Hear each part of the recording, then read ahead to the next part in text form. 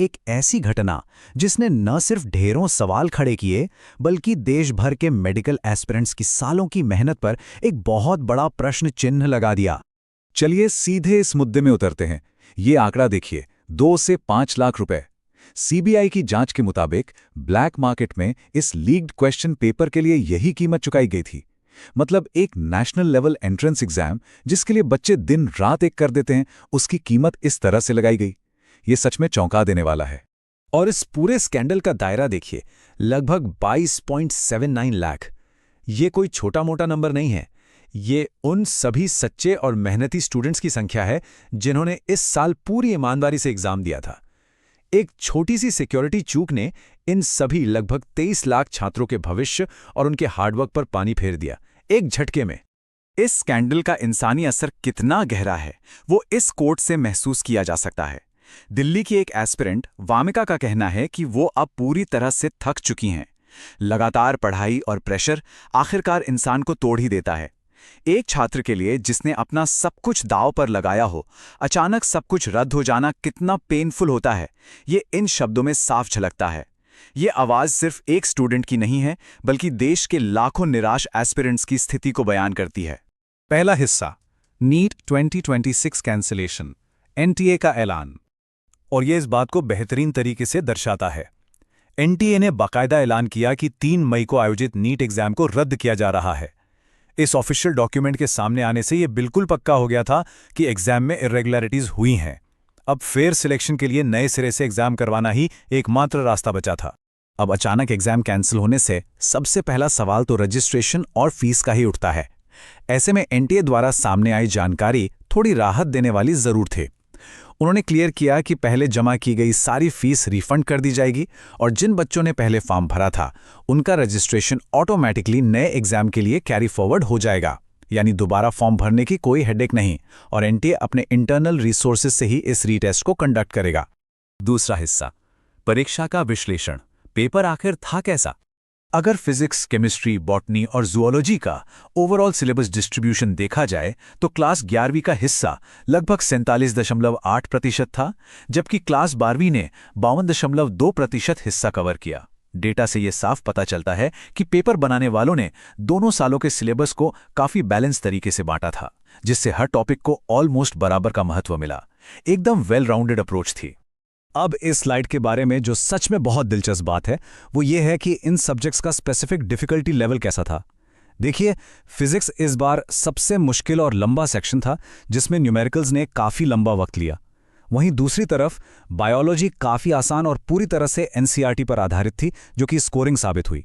और केमिस्ट्री वो लगभग मीडियम से हाई डिफिकल्टी के बीच ही रही। तीसरा हिस्सा, ट्रेसिंग द पेपर लीक। ये सब शुरू कहाँ से हुआ? आइए आगे बढ़ते हैं और देखते हैं कि ये कड़ियां कैसे जुड़ती हैं।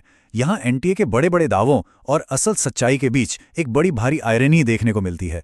एनटीए ने 5G जैमर्स, एआई सीसीटीवी और जीपीएस ट्रैक्ड व्हीकल्स जैसी टॉप लेवल सिक्योरिटी के दावे किए थे, लेकिन सीबीआई की जांच में हकीकत क्या सामने आई? सिर्फ स्कैन पीडीएफ्स, हाथ से लिखे गए नोट्स और व्हाट्सएप ग्रुप्स।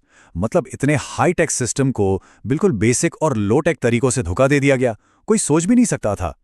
इस अपराध के एग्जैक्ट मैकेनिक्स को समझते हैं जो राजस्थान से शुरू हुआ। ये बिल्कुल स्टेप बाय स्टेप चल रहा था। पहला स्टेप, दिनेश बीवाल नाम के एक आरोपी ने हार्ड कॉपी को इजीली स्कैन करके उसकी पीडीएफ बना ली। दूसरा स्टेप, यश यादव ने इस पेपर को अपने हाथ से लिखा और सर्कुलेट करना शुरू किया। और आखिरी तीसरा स्टेप, इस लीक्ड मटेरियल को राजस्थान के सीकर में अलग अलग कोचिंग सेंटर्स में पढ़ रहे स्टूडेंट्स को मोटी रकम में बेच दिया गया। ये सब कुछ कितने वेल प्लान तरीके से किया गया था। और इस नेटवर्क का दायरा वाकई तंग कर देने वाला है। एग्जाम से 1 महीने पहले ही लगभग 410 सवाल गेस्ट पेपर्स के नाम पर टेलीग्राम और व्हाट्सएप पर घूम रहे थे। और हैरानी की बात तो यह है कि केमिस्ट्री सेक्शन के 120 सवाल एग्जैक्टली रियल पेपर से मैच कर गए। बिल्कुल वही सवाल। साथ ही बिहार पुलिस ने ऐसी डिवाइसेस सीज की जिसमें पैसों के लेन देन यानी मनी ट्रांजैक्शंस का एक क्लियर डिजिटल ट्रेल मौजूद था। यह दिखाता है कि यह ब्लैक मार्केट कितने बड़े पैमाने पर चल रहा था। चौथा हिस्सा, आक्रोश और कानूनी लड़ाई। प्रयागराज के एक स्टूडेंट अमन रास्तोगी का ये कोट इस पूरी निराशा को शब्दों में ढाल देता है। एक ऐसा स्टूडेंट जिसने पिछले साल ड्रॉप लेकर सिर्फ और सिर्फ पढ़ाई की, उसके लिए ये कितना बड़ा झटका था। वो साफ कहते हैं कि ऐसी धांधली से फायदा उठाने वाले लोग आगे निकल जाते हैं, जबकि सच्ची मेहनत करने वाले पीछे छूट जाते हैं। ये आवाज़ उन सभी बच्चों की है जिनकी उम्मीद बस उनकी किताबें और उनकी सच्ची मेहनत थी। यहाँ इन तस्वीरों में दो अलग-अलग भावनाएं टकराती हुई दिखती हैं। एक तरफ एनटीए का लोगो है, जिस पर से लोगों का भरोसा बिल्कुल उठ चुका है, और दूसरी तरफ सत्यमेव जयते का चिन्ह, जहां से अब इंसाफ की गुहार लगाई जा रही है। लगातार आवाजें उठी कि सुप्रीम कोर्ट इस मामले में दखल दे और एनटीए को पूरी तरह से रीस्ट्रक्चर करे या फिर किसी नई संस्था को इसकी जिम्मेदारी सौंपी जाए। तो सबसे अहम मुद्दा यह है कि मेडिकल फील्ड से जुड़ी federation of all India medical association यानी FAMA ने सुप्रीम कोर्ट के सामने आखिर क्या मांगे रखी हैं। इनकी प्रमुख मांगे हैं एनटीए को एक मजबूत ऑटोनोमस बॉडी से रिप्लेस करना, री एग्जाम को पूरी तरह से जुडिशियल सुपरविजन में करवाना, एक हाई पावर्ड मॉनिटरिंग कमेटी बनाना, क्वेश्चन पेपर्स की डिजिटल लॉकिंग और physical chain of custody risk को खत्म करने के लिए कंप्यूटर बेस्ड टेस्ट पर शिफ्ट होना। ये सभी डिमांड्स इस सिस्टम को कंप्लीटली फेल प्रूफ बनाने के लिए रखी गई हैं। और जैसा कि ऐसे बड़े मुद्दों के साथ होता ही है, इसने राजनीतिक और सामाजिक तूल पकड़ लिया। पूरे देश में स्टूडेंट ग्रुप्स जैसे NSUI ने बड़े पैमाने पर विरोध प्रदर्शन किए। विपक्ष ने भी इस घटना को लेकर सख्त रुख अपनाया। राहुल गांधी के बयान के मुताबिक इस लीक को देश के युवाओं के भविष्य के खिलाफ एक बहुत बड़ा अपराध बताया गया और एग्जाम सिस्टम को एक नीलामी यानी ऑक्शन का नाम दे दिया गया। हम यहाँ किसी भी पॉलिटिकल पक्ष का समर्थन नहीं कर रहे हैं, बल्कि सिर्फ ग्राउंड रियलिटी और लोगों के रिएक्शन को समझ रहे हैं। 5वां हिस्सा, पुनः परीक्षा की राह, आगे क्या होगा? छात्रों के लिए अगला कदम और फ्यूचर रोड मैप अब काफी क्लियर है। सबसे जरूरी काम है ऑफिशियल एनटीए डेट्स का इंतजार करना और सोशल मीडिया पर घूम रही किसी भी फेक न्यूज से पूरी तरह दूर रहना।